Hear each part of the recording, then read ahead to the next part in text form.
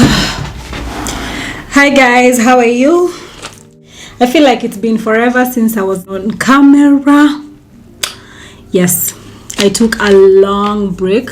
Now, the last time I sat down to record was early January, and we are in May. That's been like 5 months, and that is the power of batch content creation. Maybe we can talk about that before I go to the video that I wanted to talk about.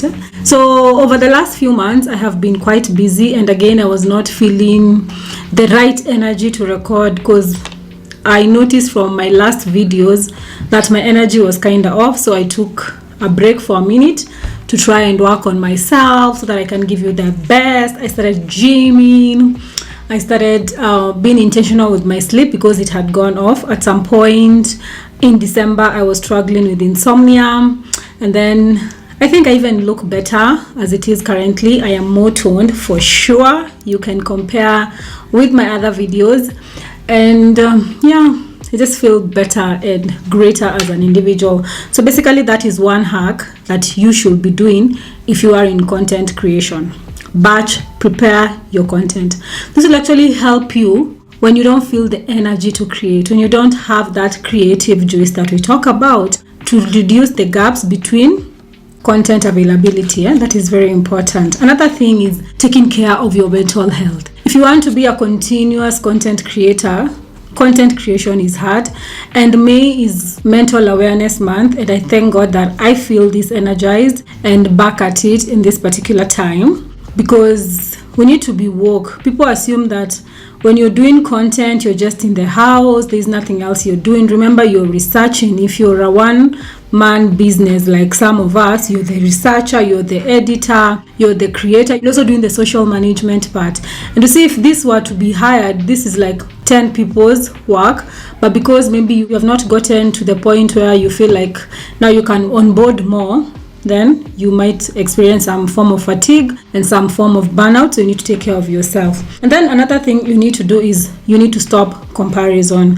I know it's very easy to get into that phase where you're thinking, oh my God, it's all slow, things are not moving, what should I do? Your so and so started recently and they are doing so well. You don't know what so and so is working with. I believe that no one person has the same exposures or even the same stressors as me.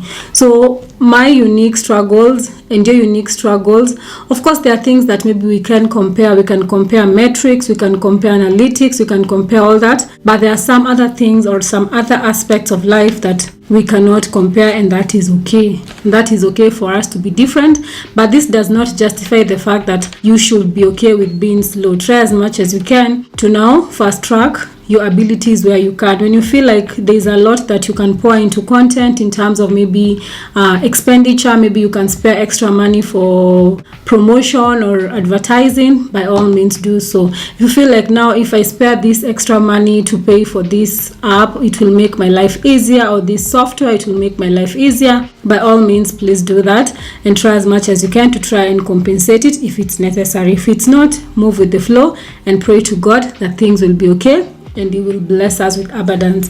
And of course, another thing that you have to do is to ensure that you are relevant to yourself. Most of the time we are told to create content that is relevant to our niche. When you're creating for someone, it's easy for you to go off track when you don't feel like creating, because it's not inside you, it's not in you to actually create, and content is hard. I know we are told about the benefits of niching, pivoting, and I will repeat what one of my creators that I actually watch said: you have no authority to actually pivot or niche if you have not started generating a substantial income from the content that you are creating. That means whatever you have been doing has not gotten traction enough to actually generate your income. That means it has not gotten the views, the likes, and all that, and the attention that it requires.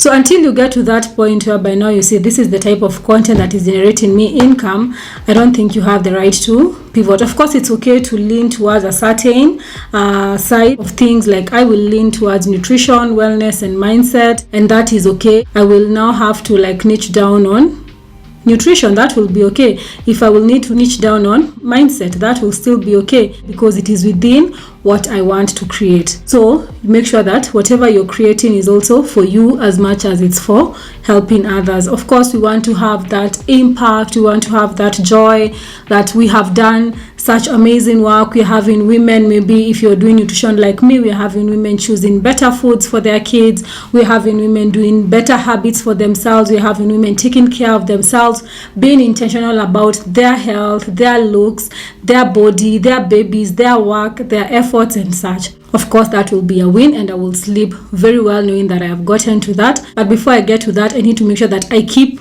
doing it so that I can get to that. And I need that internal motivation. Of course, I like doing it, so it actually helps that I choose something that I like.